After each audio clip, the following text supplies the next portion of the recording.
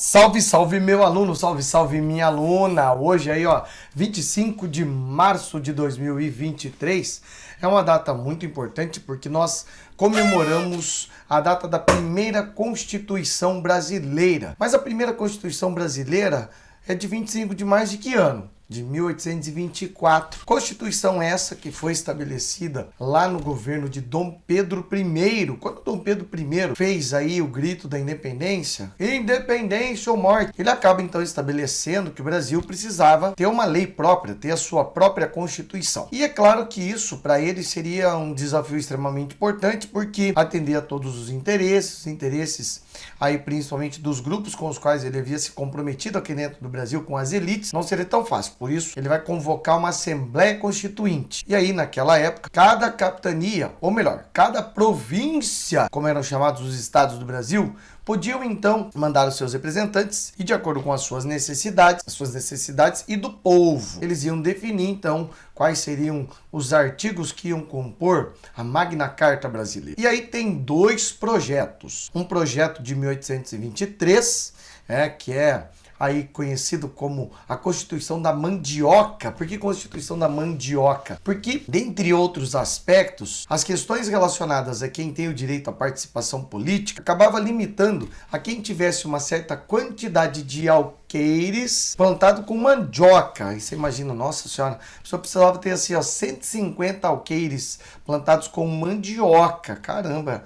Era mandioca pra caramba. Para ser o quê? Para ser eleitor. E daí, mais uma certa quantia de alqueires de mandioca para ele poder ser candidato aos cargos de deputado, depois de senador aumentava. E com isso tudo, claro, essa Constituição acaba tendo esse aspecto aí engraçado, digamos, seria aí o alívio cômico, dessa Constituição. Mas ela não foi aprovada por Dom Pedro I porque ela seria muito limitadora em relação à sua participação política, tendo ele que, inclusive, ficar ali pedunchando alguma coisa para o poder legislativo para poder governar. Então, Dom Pedro vai, então, anular esse projeto. Inclusive, essa anulação acontece em meio a toda uma situação complicada que acaba envolvendo aí a noite da agonia, quando então os constituintes ficaram aí muito amedrontados sobre o que poderia acontecer com eles, já que Dom Pedro mandou cercar e fechar o prédio onde eles estavam, mas outro dia Dom Pedro falou, tá bom, vai cada um para sua casa e deixa que eu mesmo faça o meu projeto constitucional. E assim Dom Pedro I vai estabelecer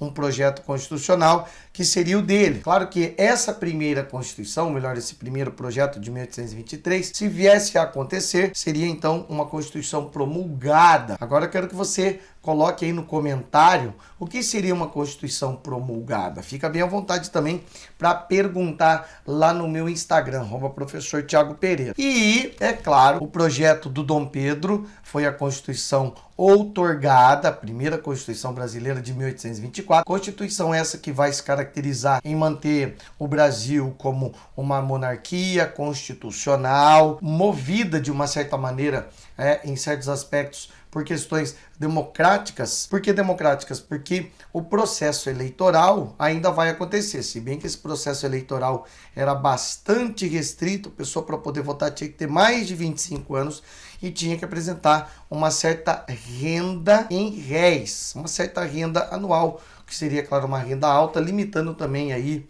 o poder de votação ou a possibilidade das pessoas poderem aí votar. Essa Constituição, no ano que vem, ela completa 200 anos. Agora aí, 2023, hoje aí no dia 25 de março, ela está completando 199 anos. Mas a partir dela que nós temos aquilo que nós vamos entender como a primeira legislação brasileira, mesmo que aos trancos e barrancos, com algumas incongruências e contradições, ela que vai acabar acontecendo, como por exemplo, dentre essas contradições, ela vai dizer que é democrática, só que ela vai manter aí uma estrutura de poder dividida em 4. Então tem o poder legislativo, executivo e judiciário, de acordo com as ideias do iluminista Montesquieu, mas vai ter um quarto poder, é o poder moderador, aquele que vai ser colocado em prática pela mesma pessoa que era o chefe do poder executivo.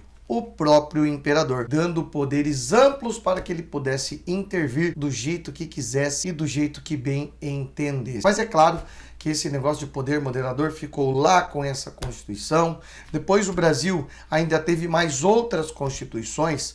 Teve aí a primeira Constituição Republicana de 1889, aí depois vai ter a Constituição de 1934, já dentro da Era Vargas, também na Era Vargas a Constituição de 1937, depois 1946 com Eurico Dutra, depois 1967, lá durante o regime militar, e aí para terminar a Constituição Cidadã, essa que a gente tem hoje, a de 1988, meu aluno e minha aluna.